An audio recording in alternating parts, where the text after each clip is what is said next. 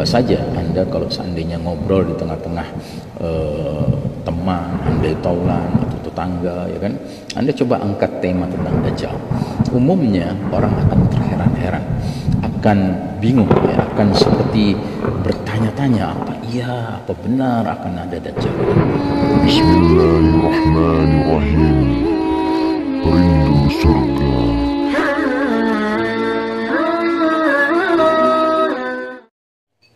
Dan hari ini tema kita adalah prakondisi umum sebelum khurujud Dajjal, keluarnya Dajjal. Ya. Jadi ada beberapa prakondisi yang sifatnya general, umum, ya, menjelang keluarnya Dajjal. Yang pertama adalah diutusnya Nabi Muhammad SAW. Hadisnya sangat jelas, ya ayuhan nasu innaha lam takun fitnatun ala wajhil ardi mundu dar'allahu dhurriyyata adama a'zama min fitnatid dajjal wa inna Allah azza wa jalla lam yab'ath nabiyyan illa haddara ummatahu ad-dajjal wa ana akhirul anbiya'i wa antum akhirul umami wa huwa kharijun fikum la mahala. Artinya, hai manusia sekalian, sungguh semenjak Allah Ta'ala menciptakan anak cucu Adam, tidak ada fitnah yang lebih dahsyat daripada fitnah Ad-Dajjal. Dan tidak ada satu nabi pun yang diutus oleh Allah Ta'ala, melainkan nabi tersebut memperingatkan umatnya masing-masing mengenai fitnah Ad-Dajjal. Sedangkan aku adalah nabi terakhir dan kalian adalah umat terakhir, maka tidak dapat dipungkiri lagi bahwasanya Ad-Dajjal akan keluar di tengah-tengah kalian. Jadi artinya apa? Artinya Dajjal tidak mungkin keluar sebelum diutusnya Nabi Muhammad SAW. Ya. Dan nabi demi nabi sudah memperingatkan, nabi demi nabi sudah berlalu, sudah wafat, ya, termasuk Nabi Muhammad SAW, tapi Dajjal belum keluar. Berarti umat akhir zaman, umat Muhammad SAW yang akan berjumpa dengan Dajjal adalah umat yang hidup tanpa nabinya, tanpa Nabi Muhammad SAW hadir di tengah mereka.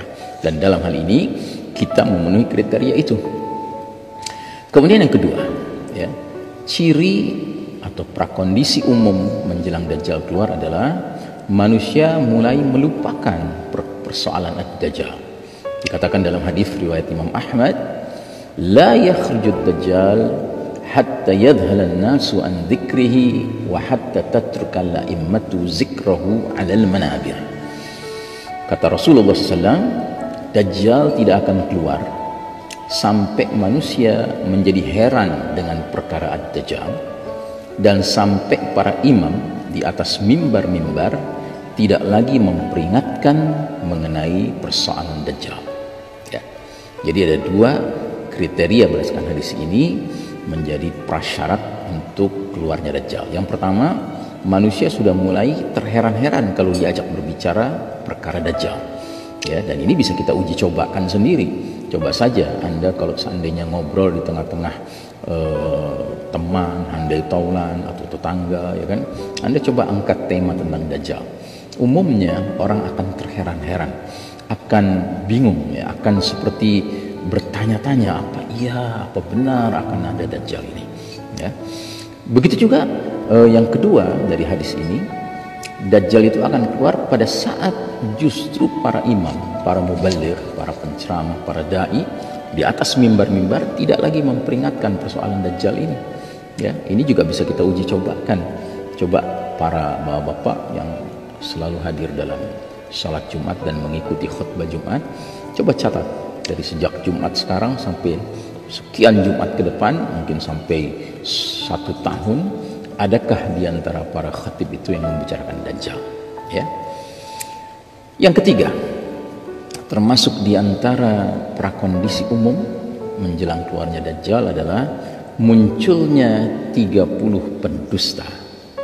Kata Nabi Muhammad SAW, wallahi la taqumu as-sa'atu hatta yakhruja 30 kadzaban akhiruhum al-a'warud dajjalu mamsuhul ainil yusra. Demi Allah, kata Nabi, tidak akan terjadi kiamat hingga muncullah 30 pendusta. thalathuna kadzaban, 30 pendusta ya.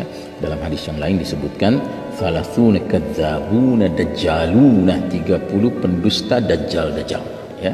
Dan yang paling akhir di antara mereka adalah si mata sebelah, si mata tunggal, yaitu ad-dajjal yang tertutup mata kirinya ya. Ini hadis sahih riwayat Ibnu Khuzaimah ya. Nah, jadi saudaraku rahimakumullah, sebelum dajjal keluar, dunia ini akan menyaksikan bermunculannya para pendusta ya, para penipu ulung ya, derajatnya derajat kelas dunia ya. Dan ini sudah mulai bermunculan bahkan tidak lama setelah wafatnya Nabi SAW ya, muncul misalnya Musailamah al-Kadzdzab, sang pendusta Musailamah yang mengaku dirinya sebagai nabi, pengganti Nabi Muhammad SAW ya. Juga kemudian kita tahu ya, dalam perjalanan sejarah sudah agak modern sekarang ini, ada yang namanya Mirza Ghulam Ahmad ya, bukan saja dia mengaku sebagai Al-Mahdi, bahkan dia mengaku sebagai Isa alaihissalam ya. Dan juga kita tahu ada tokoh seperti Sai Baba ya. Nah, ini adalah sosok-sosok yang telah banyak sekali ya melakukan kedustaan-kedustaan ya, penyebar luasan tipuan-tipuan, dan mereka ini memiliki banyak sekali pengikut ya, banyak sekali pengikut. Nah, mereka ini bisa dikatakan sebagai Dajjal ya, dajjal-dajjal kecil sebelum ad-dajjal yang sebenarnya hadir di muka bumi ini ya. Dan kita bisa bayangkan betapa dahsyat dajjal, sedangkan yang Dajjal saja sudah berhasil ya menyesatkan, menipu ya, membohongi sekian banyak manusia ya, apalagi dajjal ya. Dajjal itu jelas-jelas dikatakan oleh Nabi sebagai a'zamul fitnah, fitnah yang paling dahsyat.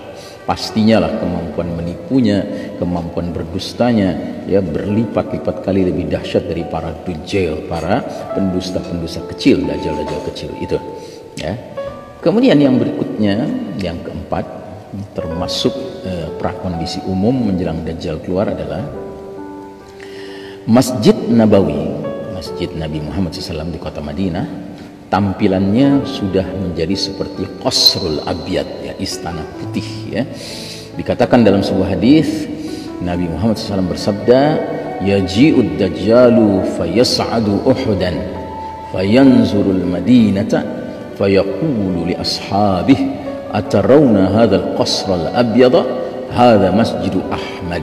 Artinya, saat keluarnya ad-dajjal, dia akan mendaki gunung Uhud ya, sehingga dia akan memandang ke arah kota Madinah dari atas bukit Uhud itu.